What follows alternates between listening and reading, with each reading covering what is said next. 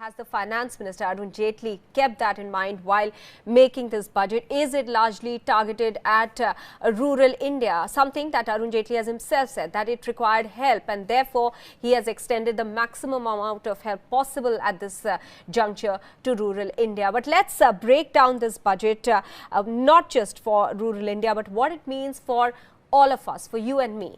We have Jaijit Bhattacharya joining us here in the studio, as well with us VM Singh, convener Rashtriya Kisan Mazdoor Sangathan, who's joining us here in the studio, as well as Jeff Lewis, senior Asia analyst, Capital Markets and Strategy Group, is also with us. From Hong Kong, Professor Dheeraj Sharma, Director IMM Rohtak, is also with us. Let me first go. Jaijit, is that why the government has gone ahead and said that it needs to help the farmers? Is the pressure now overbearing?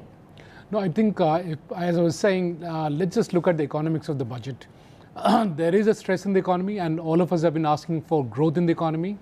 The existing banks have a issue of their balance sheet being stressed.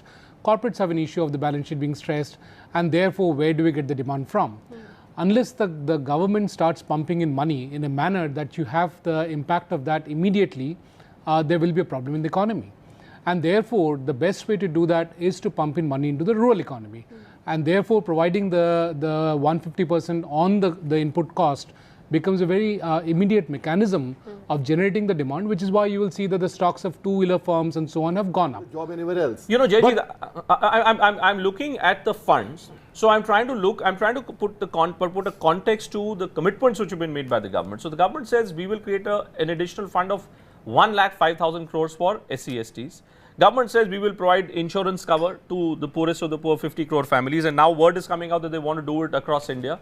So we'll have to wait and watch out for that. But do you believe that these kind of moves which are made by the government, does it actually create a culture of existence on the basis of mere subsidies, government dole-outs, which exactly was objected objected by Prime Minister Modi when he was in opposition?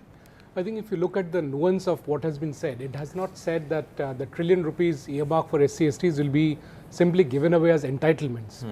If you just step back and look at the economics of the budget, the current issue, the key issue that we were looking at was the famously said the dual balance sheet problem, the twin balance sheet problem of both the banks and the corporate sector being stretched.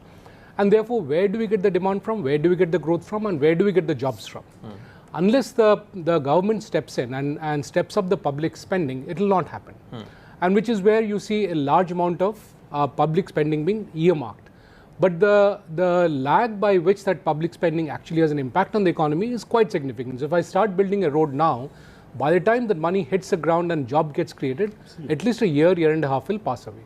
Which is where issues or steps like increasing the MSP by 150% of the cost price. Now the question is, what cost are we talking about? Is it the C2 cost or E2 cost? But I'll leave that debate on the side. The point is the velocity at which the government spending must hit the ground is, I think, demonstrated through some of the schemes that have been earmarked over here. So increasing the MSP and providing many of the social security network, safety net that is needed becomes very critical, because one of the reasons why, one of the biggest reasons why people slip into poverty is healthcare cost. And it's not just healthcare which is subsistence healthcare, but quality healthcare. And therefore, it's not a 30,000 rupee insurance we're talking about, it's a 5 lakh rupee insurance.